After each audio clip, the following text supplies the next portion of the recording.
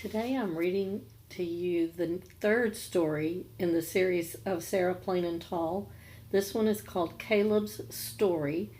Remember, this is by Patricia MacLachlan. Anna has done something terrible. She has given me a journal to fill. She wants me to write about the farm while she's gone, finishing school and working in town.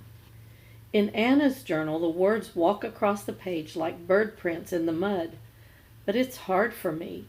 It's so hard to find things to write about. Not much happens here. I told Anna that chores, schoolwork, and more chores are all I have to write about. Anna tells me I'll find something to write.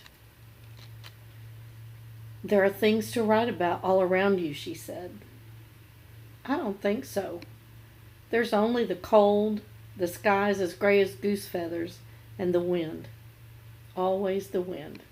Caleb Whitting. Chapter 1.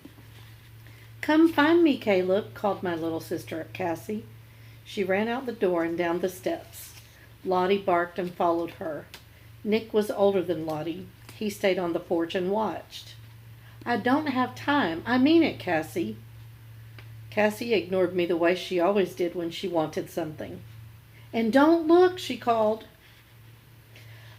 I sighed and walked after her.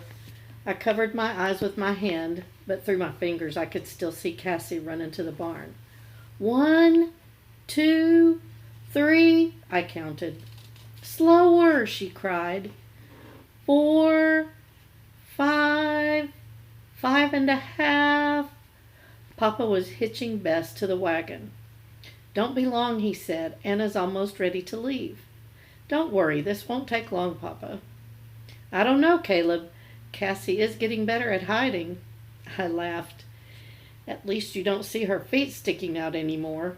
6, 7, 8, 9, 10, I called.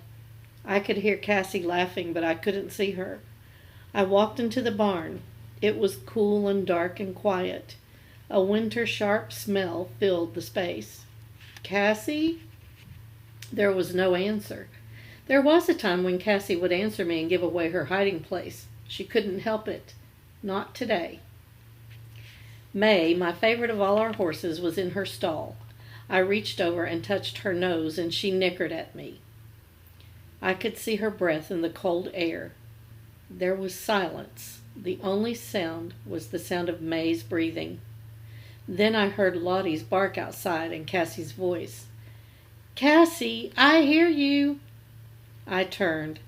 Cassie tried to run by the barn door, and I rushed out and caught her, making her squeal.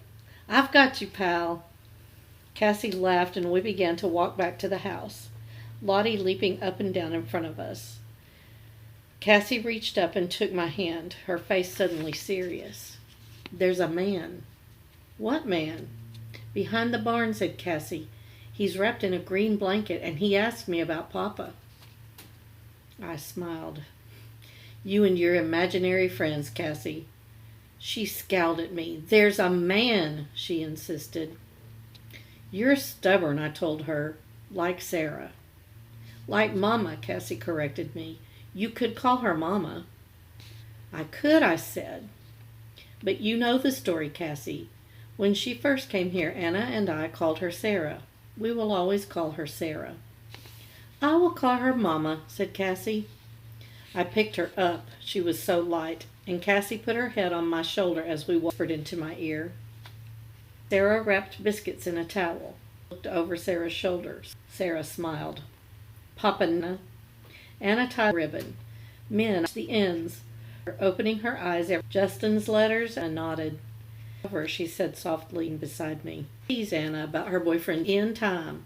Justin had gone to Europe to fight, and no one teased. I think she worked for Dr. Letters. For the masters of writing, said Anna. What?